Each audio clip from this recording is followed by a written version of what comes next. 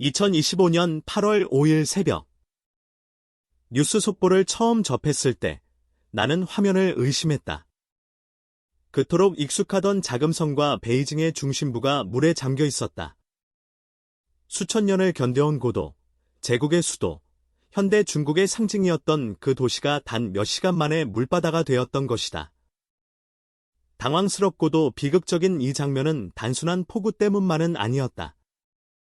북경 외곽에 설치된 초대형 홍수조절댐, 즉 수도권의 마지막 방어선이라 불리던 방산제 3저수지가 한밤중 붕괴되며 수십억 톤의 물이 시내로 쏟아져 들어간 것이다.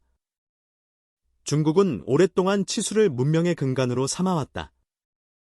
그러나 이번 사태는 그 역사의 자부심마저 조롱하듯 인간의 통제를 벗어난 자연의 역습을 여실히 드러냈다. 불과 3일 전만 해도 기상청은 조심스러운 대비가 필요하다고 말할 뿐이었다. 그러나 예보는 예상보다 훨씬 늦었고 대응은 터무니없이 느렸다. 4일 오후부터 베이징 전역은 시간당 70mm가 넘는 폭우에 휩싸였고 특히 문두구, 방산, 석경산 등의 구역은 6시간 만에 200mm가 넘는 비가 집중되며 순식간에 하천과 지하배수로가 역류하기 시작했다.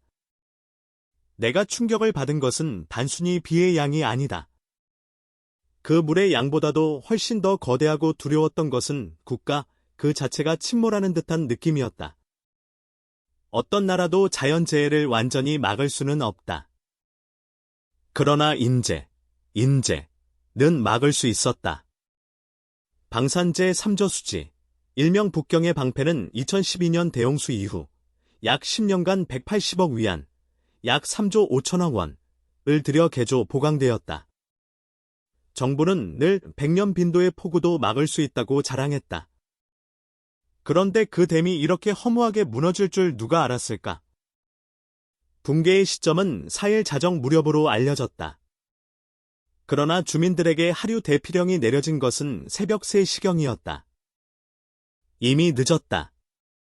베이징 서남부 지역의 구릉지대는 물길을 막았고 도심부로 흘러든 물은 지하철 터널을 타고 광화문, 천안문 일대까지 덮쳤다. 특히 자금성 인근의 수문은 닫혀있지 않았고 궁궐 앞마당이 그대로 저수지로 변했다. 그 중심에 있던 600년 역사의 태화전이 물에 반쯤 잠긴 영상이 올라왔을 땐 나는 말문이 막혔다. 자금성조차 이 나라의 무능한 시스템을 비웃고 있는 듯했다. 문제는 이 사태가 전혀 갑작스럽지 않았다는 것이다. 지난주부터 이미 북경 북부 외곽에서는 연이은 국지성 집중호우가 쏟아졌고 미윈 회유 연청 지역에선 산사태와 급류가 발생했다. 게다가 7월 말부터 허베이와 북경 지역에서는 총 44명이 사망했고 이미 8만 명이 대피한 상태였다. 그럼에도 불구하고 댐은 안전하다는 당국의 말을 끝까지 믿은 결과 전례 없는 비극을 초래했다. 이것이 어찌 자연재해인가? 이것은 명백한 예측 실패와 기만적 홍보의 대가이다. 내가 이 장면을 보고 느낀 것은 단지 슬픔이 아니었다. 그것은 마치 커다란 신화의 종말 같았다. 중국은 오랫동안 초고속 성장과 완벽한 통제력을 세계에 과시해왔다. 베이징은 그 선봉장이었다. 수도권 전역을 커버하는 지하철망, 방제 인프라, 고속도로와 스마트 도시 시스템은 중국식 현대화의 상징이었고 이를 바탕으로 수십 개의 도시가 따라했다.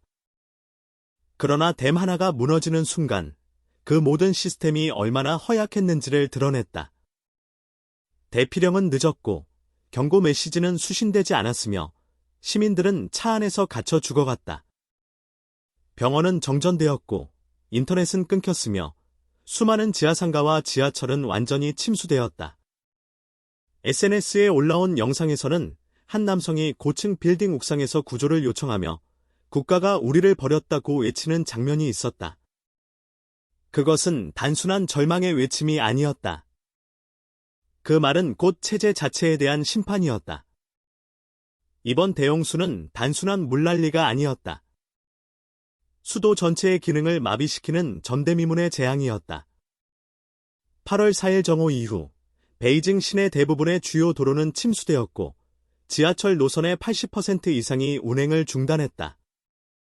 수많은 시민들이 귀가하지 못한 채 사무실, 지하상가, 심지어 차량 안에서 밤을 지새워야 했다. 마치 도시 전체가 심장을 멈춘 듯한 정적 속에 빠졌다. 베이징의 심장이라 불리는 CBD, 중앙원무지구는 물바다로 변했고 국제 금융기관들과 주요 기업의 본사가 위치한 빌딩들도 전력 공급이 끊기며 통신 두절 상태에 놓였다. 비상 발전기가 가동되었지만 몇 시간 만에 연료가 바닥나면서 고층 빌딩의 엘리베이터에 갇힌 시민들이 구조를 요청하는 영상이 온라인상에 빠르게 퍼졌다. 한 네티즌은 중국의 수도가 이 정도면 지방은 이미 죽일 것이라는 말을 남기며 절망을 토로했다. 가장 충격적인 장면은 북경 서역, 베이징시 최대 규모 기차역의 침수 모습이었다. 수천 명의 승객이 대합실에서 고립되었고 플랫폼은 마치 강처럼 변해 기차가 접근조차 하지 못했다. 항공편도 예외는 아니었다. 수도국제공항과 대흥공항의 활주로가 물에 잠기며 수백 편의 항공기가 결항되었고 국제선 승객들이 공항 내에서 갇힌 채 식수와 음식 부족에 시달렸다. 또한 통신망과 인터넷망까지 마비되면서 시민들은 실시간 정보 공유조차 할 수 없었다. 정보의 장벽이 생긴 순간 시민들은 자신이 있는 곳이 세상의 끝인 줄 알았고 일부 지역에선 정부가 우리를 버렸다는 항의 시위가 벌어지기도 했다. 디지털 시대의 인터넷과 모바일이 단절된다는 것은 단지 불편을 넘어서 절망 그 자체였다.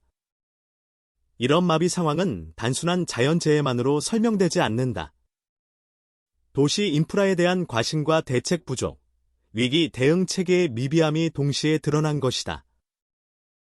세계적인 대도시라 자부하던 베이징이 폭우 몇 시간에 손 쓸 새 없이 무너진 장면은 중국의 도시 설계 철학 자체를 근본부터 재검토해야 할 순간이었다.